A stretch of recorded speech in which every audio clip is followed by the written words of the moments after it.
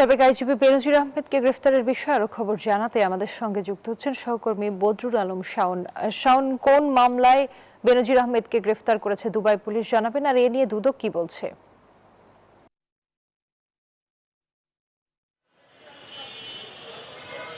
ধন্যবাদ রুবা। আপনি ইতিমধ্যে জেনে গেছেন যে সাবেক আইজিপি বেনজির আহমেদ তিনি মূলত পাসপোর্ট জালিয়াতির মামলায় দুদকের করা একটি মামলায় তাকে গ্রেপ্তার করা হয়েছে দুবাইতে, এবং দুবাই পুলিশ তাকে গ্রেপ্তার করে। আমরা যতদূর দুদক থেকে জানতে পেরেছি, দুদক কর্তৃপক্ষ এখনো আনুষ্ঠানিকভাবে আসলে বিষয়টি জানায়নি, তবে আমরা দুদকের একাধিক সূত্র থেকে নিশ্চিত হয়েছে যে তিনি মূলত পাসপোর্ট জালিয়াতির মামলায়, যেই মামলাটি 2024 সালের 10 অক্টোবর দায়ের করেছিল দুদক, যেখানে বলা হয়েছিল যে তিনি 2010 সালে, অর্থাৎ যখন তিনি ডিআইজি হিসেবে কর্মরত ছিলেন পুলিশে, তখনই তিনি সাধারণ পাসপোর্টের জন্য আবেদন করেন, অর্থাৎ মেশিন রিডেবল যে পাসপোর্ট, সেই পাসপোর্টের জন্য সাধারণ চাকরিজীবী হিসেবে আবেদন করেন। সরকারকে এই তথ্য গোপন করে এই পাসপোর্ট দীর্ঘদিন তিনি ব্যবহার করেছেন। 2020 সাল পর্যন্ত এই পাসপোর্ট তিনি ব্যবহার করেছিলেন। পরবর্তীতে দুদক এই সংবাদ জানার পরে তার বিরুদ্ধে তিনি সহ পাসপোর্ট অধিদপ্তরের মোট সংশ্লিষ্ট 5 জনের বিরুদ্ধে মামলাটি করে।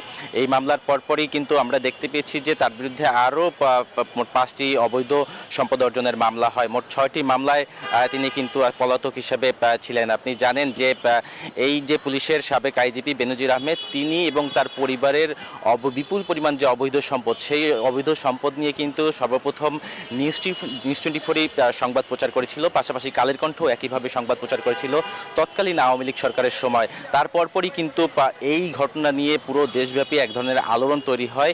এর পরপরই আমরা দেখেছি যে তিনি এবং তার পরিবারকে নিয়ে অতি সংগোপনে আওয়ামী লীগ সরকার ক্ষমতায় থাকা অবস্থায় তিনি দেশ ছেড়ে পালিয়ে যান। এখন পর্যন্ত আমরা যেটি জানতে পেরেছি যে যেহেতু তিনি দুবাই পুলিশের হাতে গ্রেপ্তার হয়েছেন, এখন ইন্টারপোলের মাধ্যমে তাকে যে ফিরিয়ে আনার প্রস্তুতি, সেই ফিরিয়ে আনার প্রস্তুতি কিন্তু ইতিমধ্যে শুরু হয়েছে। আইনি যে বাধ্যবাধকতা রয়েছে, অর্থাৎ 30 দিনের মধ্যেই কিন্তু তাকে দেশে ফিরিয়ে আনার একটি বিষয় রয়েছে, যেখানে বলা হচ্ছে যে 30 দিনের মধ্যে তাকে ইন্টারপোলের মাধ্যমে দেশে ফিরিয়ে আনা হবে। সেই বিষয়টি নিয়ে ইতিমধ্যে স্বরাষ্ট্র মন্ত্রণালয় কিন্তু সকল প্রস্তুতি এবং কার্যক্রম সম্পন্ন করেছেন, এবং সেই কার্যক্রমগুলো পররাষ্ট্র মন্ত্রণালয়ের মাধ্যমে ইন্টারপোলের মাধ্যমে জমা দেওয়া হবে। এরপরই বেনজির আহমেদ যাকে আসলে দেশে ফিরিয়ে নেওয়ার যে বিষয়টি, সেই বিষয়টি নেওয়া হবে। তো কিছুক্ষণের মধ্যেই দুদকের পক্ষ থেকে আনুষ্ঠানিকভাবে সাংবাদিকদের পুরো বিষয়টি জানিয়ে দেওয়া হবে যে তাকে কোন মামলায় এবং সেই মামলার অভিযোগগুলো কি ছিল, সেই বিস্তারিত কিন্তু তুলে ধরা হবে। একই সাথে তার বিরুদ্ধে আরও কি মামলা হয়েছে, সেই মামলার বিস্তারিত কিন্তু জানানো হবে। আপনি জানেন যে এই যে পুলিশের সাবেক আইজিপি বেনজির আহমেদ, তিনি বিগত আওয়ামী লীগ সরকার, অর্থাৎ ফ্যাসিবাদের তকমা নিয়ে গত 2024 সালের 5 আগস্ট যেই সরকারের পতন হয়, আওয়ামী লীগ সরকার, সেই আওয়ামী লীগ সরকারের হয়ে ক্ষমতার অপব্যবহার করে অনেক অবৈধ কাজ করেছেন, এমন অভিযোগ ছিল দীর্ঘদিনের। বিশেষ করে গুম খুনের বিষয়েও কিন্তু তার বিরুদ্ধে অভিযোগ রয়েছে। এই সরকারের এই অবৈধ যেসব কার্যক্রম রয়েছে, সেই কার্যক্রমকে এই পুলিশের বেনজির আহমেদেরকে দিয়েই কিন্তু সেই বিষয়গুলো প্রতিষ্ঠা করা হতো।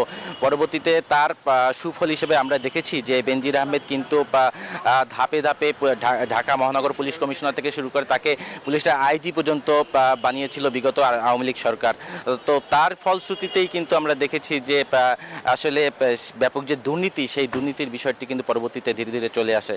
তো এই ছিল এখন পর্যন্ত আমার কাছে সর্বশেষ সংবাদ। দুদক এর পরে বেনজিরের বিষয়ে আরও বিস্তারিত জানালে আমরা হয়তো আপনাদেরকে জানাতে পারবো। জি শাওন, আপনাকে ধন্যবাদ।